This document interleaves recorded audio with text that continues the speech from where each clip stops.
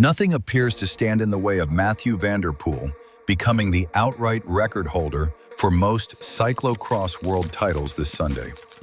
The Dutchman won his first rainbow jersey back in 2015 by beating Wout van Aert, marking the beginning of an era. At the time, van der Poel was still a full-time cyclo-cross rider and immediately established himself as a dominant force, though never completely untouchable. Especially on courses where pure power was decisive, victory was not guaranteed. Van der Poel had to wait 4 years for his second world title, while Van Aert proved superior at 3 championships during that period. But once Van der Poel reached 2 titles, the balance shifted permanently. From that moment on, he never lost a world championship again, often with little suspense.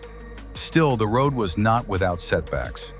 In the 2022 and 2023 seasons, van der Poel struggled with serious back problems, forcing him to rely even more on his technique rather than raw power. In 2022, he raced only once and had to skip the World Championships entirely. When he returned in 2023, he did so without the usual aura of unbeatability. For the first time in years, he was not the top favorite. Van Aert had dominated that season and arrived in Hoogerheide full of confidence. The two rivals remained locked together throughout the race, leading to a rare sprint for the world title. Van der Poel showed no hesitation, launched his effort at the foot of the final climb, and powered to victory. That race can be seen as a turning point. Van der Poel closed 2 difficult seasons with a world title, left his back issues behind, and once again began winning everything in sight. For Van Aert, cyclocross gradually became secondary. His focus shifted fully to the road, chasing long-held ambitions such as victories in the Tour of Flanders and Paris-Roubaix. He raced fewer cyclocross events, skipped world championships more often, and suffered repeated setbacks through injuries. Even when fit, he no longer reached the level of his absolute peak, a genuine loss for the sport. Because cyclocross needs rivalry. Van der Poel currently stands so far above the rest that he can dictate an entire race at will, waiting patiently or riding away from the field from the first lap. While races without him can be thrilling, the sport benefits most from a broader elite pushing each other to the limit. Thibaut Nice may become such a challenger in the future, but for now, the depth is limited.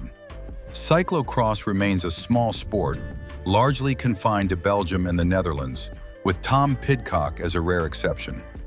That lack of international stars limits growth, as homegrown heroes drive media attention and inspire new generations.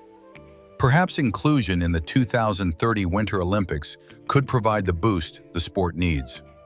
Van der Poel has the ability to remain dominant for years to come, yet this World Championship could also mark his final appearance in cyclocross. He has hinted before that ending his career with a world title on home soil would be fitting, and a winter without racing could benefit his road ambitions. Understandable, but for the sport, it would be a loss.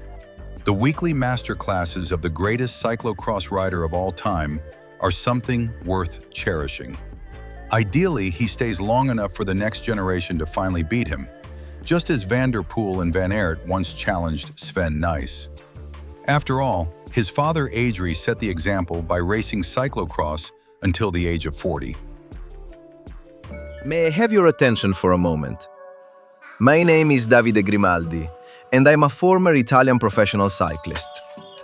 In the documentary Forza Grimaldi, you will get a unique behind-the-scenes look at my career. From the very beginning to the final moments, documentary makers followed me closely. The result will be available soon on the YouTube channel of eDocs PCM. Every Wednesday at 5 p.m., a new episode will be released. I hope to see you there.